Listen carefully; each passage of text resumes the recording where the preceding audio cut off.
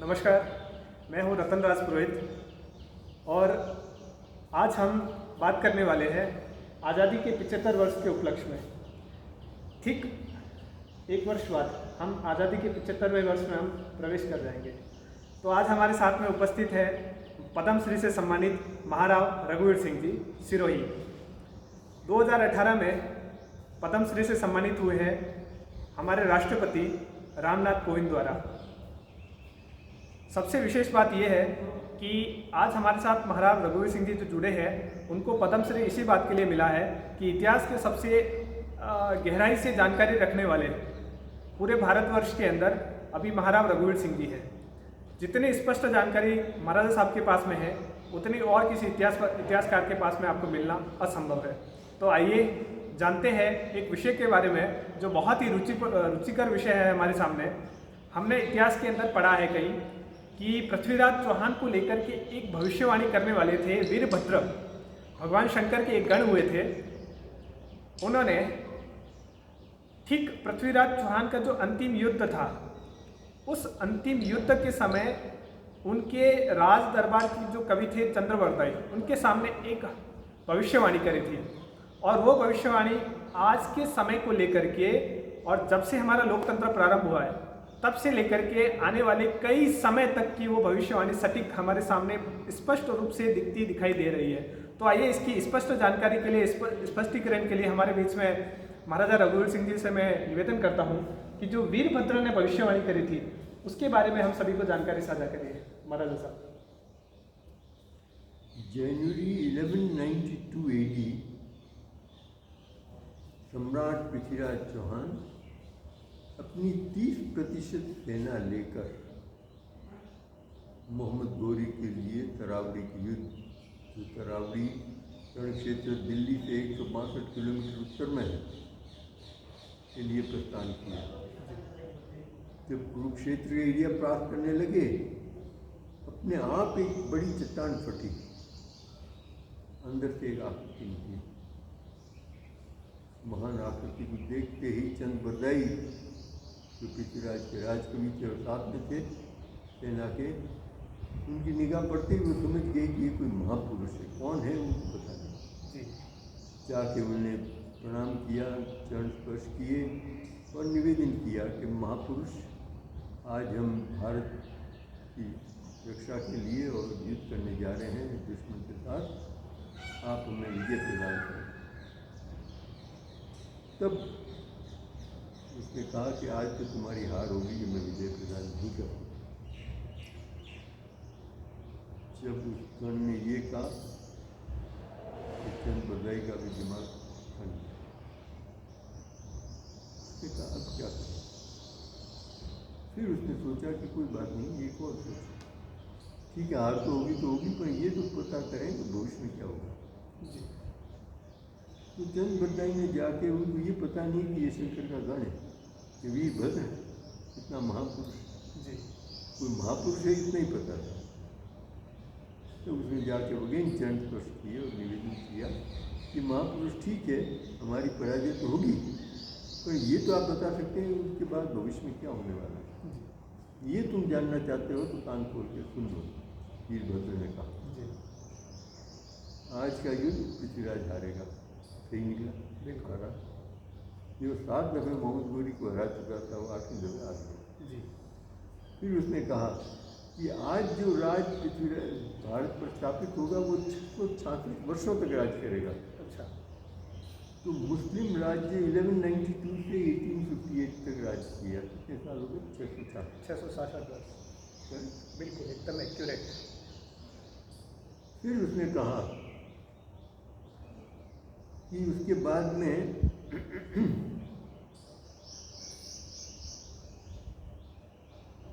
तदुपरांत कंपनी साहिबो आवसी, कंपनी साहिबो ईस्ट इंडिया कंपनी के नाम से जो जाना जाता है, उस भाषा में उसने कहा 1192 में। उन्होंने अपनी राजकवि की भाषा में बोला वीरभद्र जी।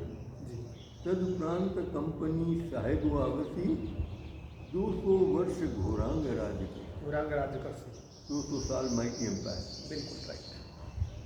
तो ये जब मुगल साम्राज्य समाप्त हुआ, जब अंग्रेजों का राज आया ईस्ट इंडिया कंपनी फ्रॉम 1757 बिल्कुल to 1858 and British Empire from 1858 to 1947, 190 साल राज किया। बिल्कुल 190 वर्ष तक अंग्रेजों ने यहाँ पर ईस्ट इंडिया कंपनी के नाम पर हमारे यहाँ पर East India Company British Empire दोनों मिलकर पर तदुपरांत कंपनी साहिब आवती 200 वर्ष घोरांग राज्य करती, 100% करेक्ट, 190 साल राज किया जी अंग्रेजों ने।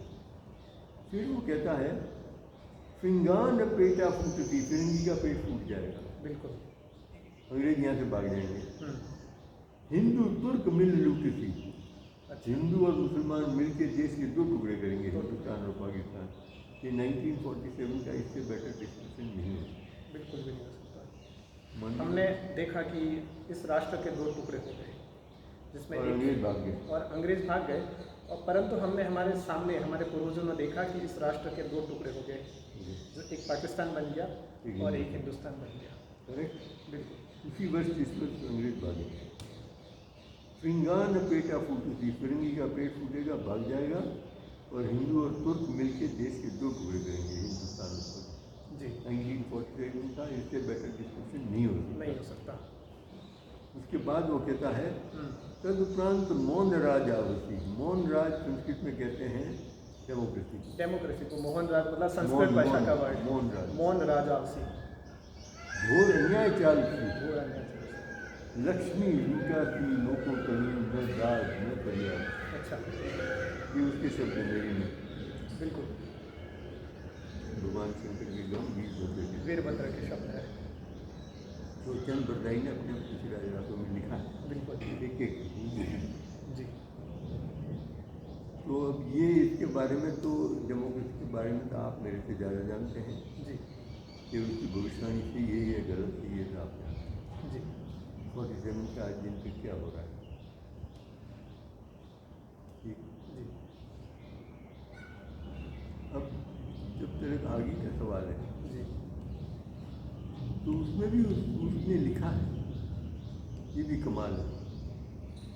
डेट तो किसी में दी नहीं, कहीं तो 200 साल दिया, कहीं 600 साल पर दिया, वो अच्छे निकले।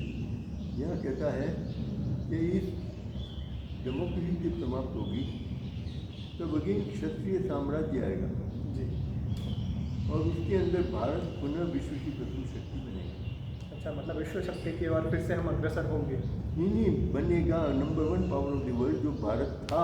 अच्छा, वे पृथ्वी स्थापित हुई वहाँ से लेके 19 फरवरी 1707 तक, 19 फरवरी 1707 को औरंगजेब की मृत्यु हुई जी, तब तक भारत विश्व की प्रथम शक्ति रहा, from the beginning of the world till today.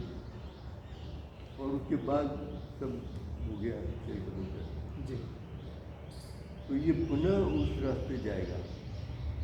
अच्छा, फिर से मतलब इस राष्ट्र की उन्नति, और जिसको हम कहते हैं कि विश्व गुरु एक क्षत्रिय महाराजा की, गुरु तो पहले था ना, अब विश्व का सर्वशक्तिमान होगा, सर्वशक्तिमान बनने जा रहे हैं बनेगा, परंतु ये साम्राज्य आने के बाद जी।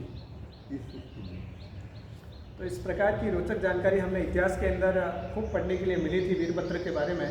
आपसे जानकर के हमारी को बहुत खुशी हुई, और हम दर्शकों से अपेक्षा करते हैं कि इस प्रकार की रोचक जानकारी आप तक भी पहुँचे। और इतिहास के अंदर इस प्रकार की कई सारी जानकारी तो हमारे पास उपलब्ध नहीं है, परंतु महाराज साहब के द्वारा इस प्रकार की जानकारी मिली, इसके लिए हम आपका बहुत बहुत आभार व्यक्त करते हैं। धन्यवाद, नमस्कार।